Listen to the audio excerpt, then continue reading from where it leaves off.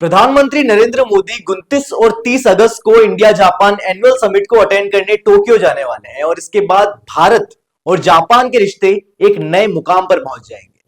दरअसल इस बैठक में दोनों देशों के प्रधानमंत्री कई इंपॉर्टेंट एग्रीमेंट्स करने जा रहे हैं। इसमें ट्रेड, डिफेंस, टेक्नोलॉजी, इनोवेशन और लोगों के बीच के टाइज को और स्ट्रांग बनाने में बात होगी। जापान इस समिट के दौरान भारत में 10 ट्रिलियन येन यानी 68 बिलियन डॉलर्स के बड़े इन्वेस्टमेंट का अनाउंसमेंट करेगा।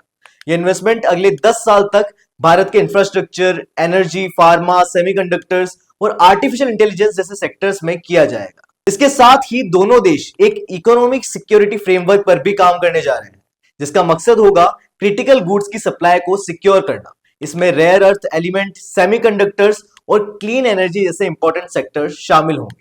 याद दिला दे कि कुछ महीनों पहले एससीओ मीटिंग में जब भारत के डिफेंस मिनिस्टर ने चाइना के एक एग्रीमेंट पर साइन करने से मना कर दिया था, तब चाइना ने रेयर अर्थ मटेरियल की सप्लाई रोक दी थी। ऐसे में जापान के साथ ये पार्टनरशिप भारत की सप्लाई चेन को और स्ट्रांग बना सकता है। ये सिर्फ एक इन्वेस्टमेंट डील नहीं, बल्कि दुनिया को यह दिखाने वाला समझौता है कि भारत अब किसी पर निर्भर नहीं है।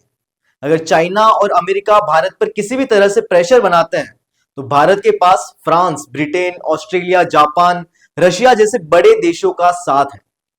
यानी ये समिट सिर्फ डिप्लोमेसी का इवेंट नहीं, बल्कि अगले आने वाले सालों में भारत की इकोनॉमी, एम्प्लॉयमेंट और टेक्नोलॉजी डेवलपमेंट की डायरेक्शन तय करने वाला है।